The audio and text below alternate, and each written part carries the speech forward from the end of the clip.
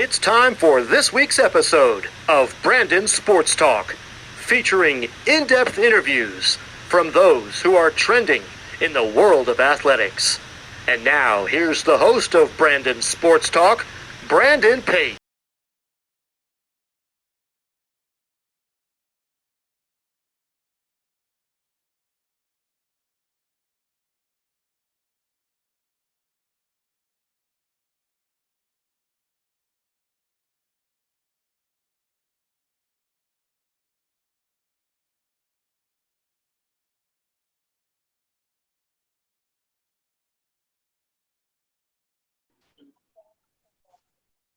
Welcome back to Brandon Sports Talk. In today's episode, I have the privilege to interview Aryn McClure, who is a professional basketball player. How are you doing today? I'm doing well. How are you today, Brandon? I'm doing good. Can you talk about how you knew that you wanted to play professional basketball? I think I didn't know, honestly, that I wanted to be a pro basketball player till like my senior year of college. Like growing up, you obviously have aspirations of, playing in the WNBA or playing at the highest level. But during my collegiate career, I was kind of just staying in the moment, enjoying each and every practice, each and every game. And it wasn't until, the last whistle blew where I had to realize what I'm going to do in my future. And that's when I took an opportunity to play overseas, and I've enjoyed it the past 3 years. Can you talk about, of course, your college time playing collegiate women's basketball? Yes. I went to Quinnipiac University, an amazing university. I enjoyed all 4 years of playing collegiate basketball. We were very successful, but I think besides the success of the team, it's the camaraderie of the team in terms of your lifelong friends you make along the way, and just the memories you shared during those 4 years. What was it like putting on your jersey for the first time in college? I remember it to this day. I actually remember the first time I saw Quinnipiac's arena, which is like this huge arena on top of a mountain. And I was with one of my teammates at the time who we came in the same class, and we put our arms around each other and looked at the Megatron and said, we're going to be up there one day. And then the first game, when I put on my uniform, it was an away game actually, and it kind of really sunk in that, like, wow, like you're about to play. So I was extremely nervous, I would say that, as a freshman, because I was playing as a freshman. But once I got in the game, the jitters kind of settled. But I remember that it was just a nervous feeling, but like a wow, like more of like a shocking, like, wow, like you're here. What were some of your college accomplishments? Personal or team oriented? Both. My freshman year, I won Rookie of the Year for the Metro Atlantic Conference. I was all tournament team. Then the following year, we won our MAC Conference championship, and then we went to the Sweet 16 of the NCAA tournament, which was the furthest we ever went to in our program's history. So we beat, who did we beat first round? We beat Marquette first round in Miami, then we beat Miami second round. And then we flew to Stockton that year, and then we played South Carolina, who became the national championships. They blew us out by like 45. But it was a really amazing experience that year. It was a special moment for the program and all that helped build it along the way, especially the people who paved the way before. And then the following year, we won again. So we won for 3 years in a row consecutively of MAC championships. I was all tournament team for all 4 years that I was in college. ECAC, honorable mentions, a lot of player of the weeks, 2-time MAC preseason player of the year. But as a team collectively, I would say like the highest accolade was the Sweet 16, and also just the multiple NCAA appearances, because in that following year, my junior year, we ended up playing Miami first round in Connecticut, then losing the UConn in the second round. What was it like competing in the tournament and going of course, to the big dance? It was amazing. We flew charter. I think that was the first time we actually felt like we made it as a team and as a program. We really felt like celebrities. But I would say the environment was so comforting, especially that my sophomore year in terms of the Sweet 16. It was just a very comforting experience. Like there wasn't any doubt that we would lose. And I think as a whole, we kind of just really united as a team to just move inch by inch towards our goals that we set at the beginning of the season, and to see it flourish in each year and following year and propelling the program to where it was and where it needed to be was just truly amazing. What's the feeling like transitioning from college to professional and not going the WNBA route and going overseas? The transition from collegiate basketball to, I would say, professionally, it depends on your country as well. And it also depends on like the school you just came from. So I was fortunate to come from a Division I school where there were so many resources, trainers, weight room staff, everything you can actually need. And then my first couple seasons in Ireland, that wasn't available. So I think the transition of your body and maintaining, I would say, those incremental injuries that you may have, or just stretching before games because you don't have the resources of an athletic trainer before and after a game. You may not see one until Friday, and you've just had 2 games during the week. So I feel like that was the biggest obstacle that I had to overcome. But here in Costa Rica, this summer, it's similar to very much like Quinnipiac, a D1 program, because it has all of the resources. So there's physical therapy fully available before after games whenever I need it. There's a strength trainer. It's very similar in terms of resources that are available for all athletes. What was it like putting on your first professional jersey for the first time? It was sorry about the dog in the back. It was very similar to the first time I put on my collegiate jersey. I would say it was like nerve-wracking. Like I was very nervous, but once I played and the jitters came out, I was like confident in terms of like, wow, like I made it. I'm actually playing professionally. Like who would have thought? What was it like signing with Bavard basketball? Brunell. Yes, Brunell. It was the first 2 years were really an amazing experience in Brunel. Very family-oriented team, and it was just an amazing experience to sign with them and really help them get to a cup, even though we did lose in the cup final, but also help propel that team into a successful team. So it was a really great experience. What is a typical game day like for you, and what is some of your preparation like?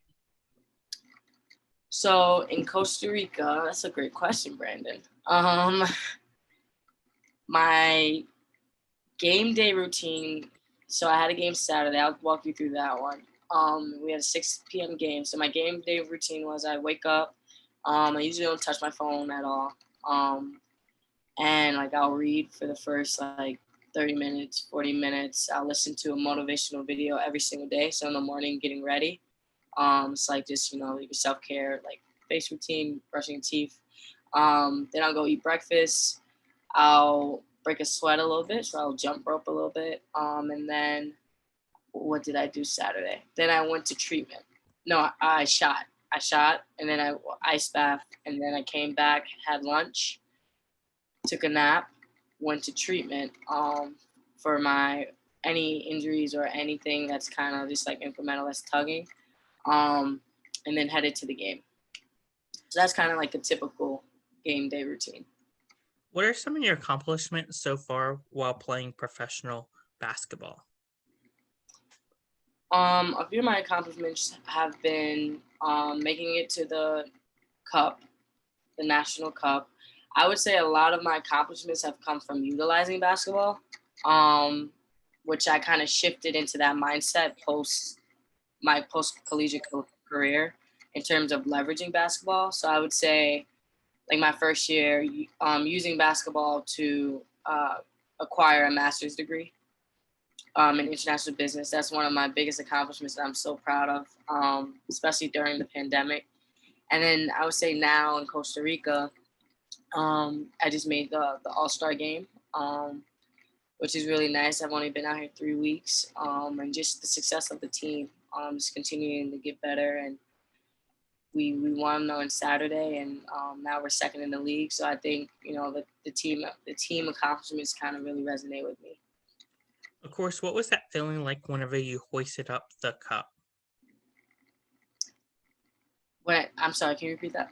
What was the feeling like whenever you won the cup and hoisted up? In Ireland? Yes. Well, we lost. So we didn't win the cup, which was like a little devastating. But it was a really tough season. We went 2-14, but still made it to the finals, which was a huge accomplishment to the program and the organization, and just a true testament to the fans who are lifelong supporters to the organization. But it definitely is a turning point in terms of how far they've come, and but how much more they still have to work in order to get to where they want to be, which is all about the process and trusting in that journey. What are some of your future plans when it comes to your playing career? I'm definitely still keeping my options open. Right now, I'm enjoying Costa Rica and everything about it in terms of the weather, the people, the culture, the food, the basketball. So I think in terms of just long term, just debating if I'm still going to play. I just turned 24, or if I'm in that transition period of staying in the States for a little bit, and maybe play a little bit in the States, because there's different leagues in the States. But I'm definitely in between different options right now. Of course, if you do come back to the States and play professional basketball, would you go the WNBA route or would you go another route? I say I would go another route. In terms of playing professionally or playing again, if I stay in the States, just because I'm now in the mindset of starting other ventures other than basketball, and you kind of just still utilizing basketball instead of just fully active playing. Yes. Who are some players that you looked up to in your playing career? Wow, that's a great question. I love LeBron. I would say a lot of his work off the court I really resonate with, like philanthropy. That's a big one. That's one of my biggest core values. I'll say Kevin Durant. I love his game. I kind of emulated a lot of his moves growing up, especially in high school. WNBA route, I would go Diana Taurasi. I love her poise on the court. And then I would also go Maya Moore. She's just a tenacious player. What advice would you give college women basketball players looking to make it into the professional basketball? I would say to any collegiate women's basketball player currently graduating, sophomore or junior, I would say first, know your value, because when you go overseas, you set your value. They have the ability to say this is what we can offer, but you ultimately set your value of what you want. And I would also say that leverage basketball. When you go overseas, it's more than just the salary you get and just playing basketball for how many hours of the week. It's about meeting new people, experiencing the new countries, the culture within these countries, just really grabbing a collection of the experiences, because that's what truly life is, but also leveraging basketball because this is a long-term process. So your span of what you're playing is very short term, but you have to realize that in about 3 to 5 years, you're going to be in your early or mid 20s, and it's time to make a decision on what you're going to do in your late 20s. So I would definitely tell them that. What advice would you give current and future professional basketball players looking to play professional basketball?